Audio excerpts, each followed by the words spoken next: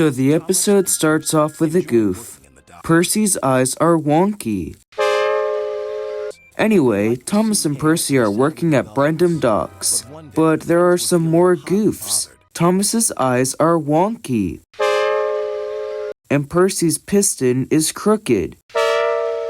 And here is where I spotted some more goofs. Percy has wonky eyes. The inside of Thomas's funnel is white. There's a gap between Thomas's eye and faceplate. Rubbish, said Thomas.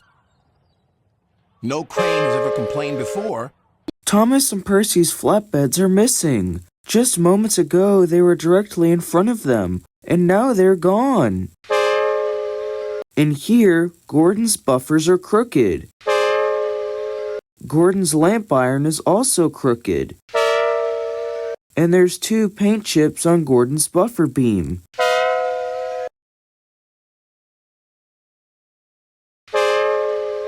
Percy's driver's head isn't straight. Cranky also has a gap between his eye and faceplate. Then Cranky played a trick on Thomas.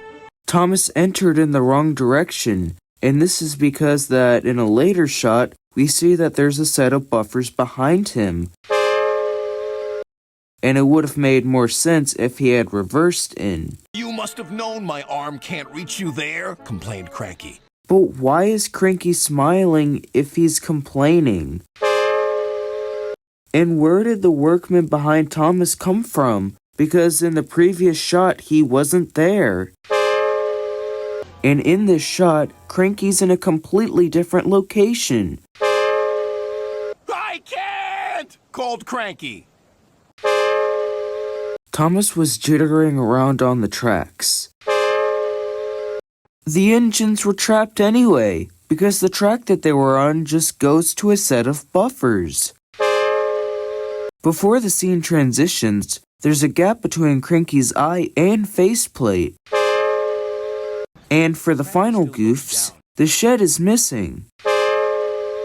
Percy has wonky eyes. And there's a gap between his eye and faceplate, and so does Thomas.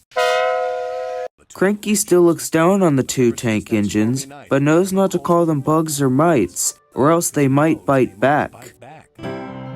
So those were all the goofs that I found in Cranky Bugs. If there were any goofs that I missed, let me know in the comments down below.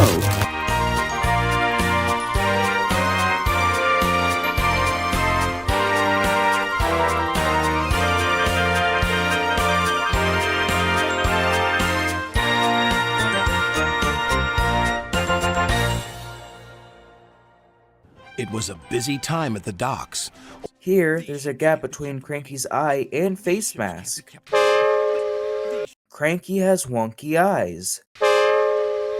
Henry's eyes are a bit wonky in this scene. There's also a gap between Henry and his tender, perhaps uncoupled. The third lorry's wheel is crooked. And the first lorry has wonky eyes. The lorry has wonky eyes. James has a gap between his eye and face mask. Toby has a gap between his eye and face mask. Why is Toby's driver covered in coal dust? In the previous shot, he was clean. A gap between the lorry's eye and face mask. Toby has a gap between his eye and face mask. There's an enormous gap between the lorry's eye and face mask. The lorry is shown to have a black eye when we just saw he was covered in flour. Then James whistled excitedly. That's not James's whistle sound. This is what James's whistle really sounds like. I mean, they mixed up his whistle and Gordon and Henry's whistle in Season 4, so I don't know why this mistake wasn't corrected. Then James whistled excitedly. They're bringing in the third lorry on a barge. What happened to that one? James asked. Stupid lorry was reversing and fell straight into the sea. The lorry wasn't completely submerged in the water, so why is he covered in seaweed? The brake van has a crooked roof.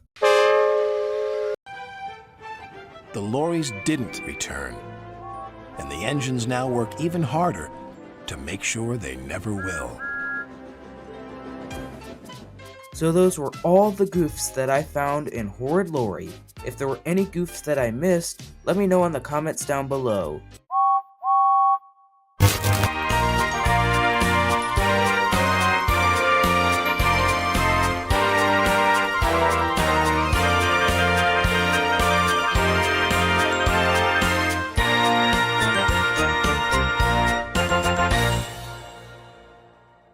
Are you serious? Are you serious right now? We're literally only a second in, and there's not one, but 2 chips in Gordon's buffer beam. A gap between Gordon's eye and face mask. Thomas and Henry's eyes are a bit wonky. There's a chip in Gordon's piston. Some studio equipment can be visible. Notice how the clock says 12:15 p.m., but before, when Gordon arrived, the clock said 2:25 p.m. Did Gordon just stay there for an entire day? I think not. That is definitely a goof, and probably one none of you ever noticed. Or maybe you did if you had a good eye like me. How does Gordon's driver have a mustache? Because before, he didn't have one. He didn't have any facial hair at all. I think those are some glue stains on Gordon's buffers. James's whistle is crooked, but in the next scene, it's straight. James's dome is also very scratched up. You know, James, for someone who wants to look his best, you don't do a very good job at keeping your dome shiny, you know? I think you should focus on that more than your paint right now, okay? Duck's eyes are wonky. Some more crooked buffers. Gordon, are you just gonna leave behind Sir Topham Hatt? I mean, it's kinda rude if you ask me. Okay, notice in this scene, Gordon is on the very left track, but moments later, he's on the very right track. Some crooked buffers. Again. Why are they smiling when they just got injured? Fun fact, I think this is like the first and only time we've ever gotten to see someone injured from a crash on screen. Correct me if I'm wrong. There's some camera equipment reflected on Gordon's tender. I hope you put a glass barrier in that hole because someone walking by can just trip and fall out that hole and have a very rough landing. Gordon heartily agreed. So, those were all the goofs that I spotted in a better view for Gordon. If there are any goofs that I missed, let me know in the comments down below.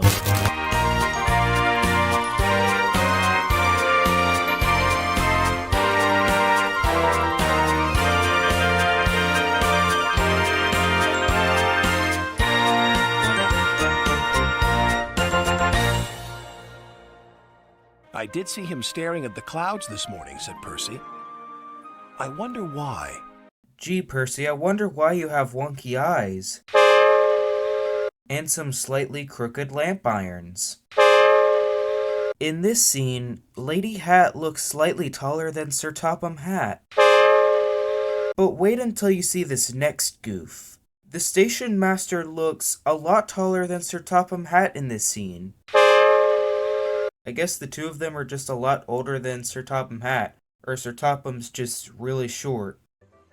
Sir Topham Hatt's driving on both sides of the road. Is Sir Topham Hatt a reckless driver, or did he have too much to drink? Because he's acting just like Birdie in Birdie's Chase, where he drives on both sides of the road. Is Birdie's reckless driving a contagious disease, and he just spread it to Sir Topham Hatt? I mean, that's kind of what it seems like. Or Sir Topham is just another reckless driver. Really? Sir Topham is just gonna leave his car in the middle of the road? You're not gonna go to the station and call roadside assistance or anything? I mean, I know they don't have cell phones. When George comes to a stop, he touches the bush. But in the next scene, the bush is inches away from him.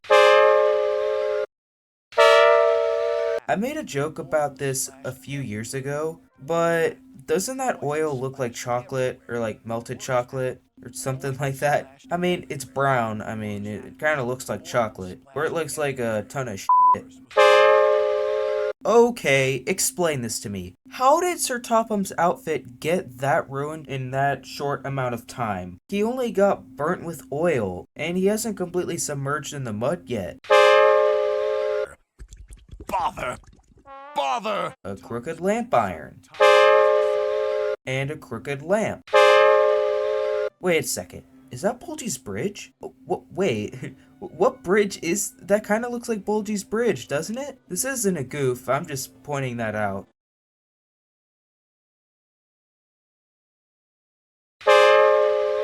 Hold up, Lady Hatt's hair did not look like that before. Here's a picture of Lady Hatt at the beginning of the episode. Now here's Lady Hatt, well, at the end of the episode. Her hair color changed, or unless she dyed her hair, but I don't know how she would have done that in that short amount of time.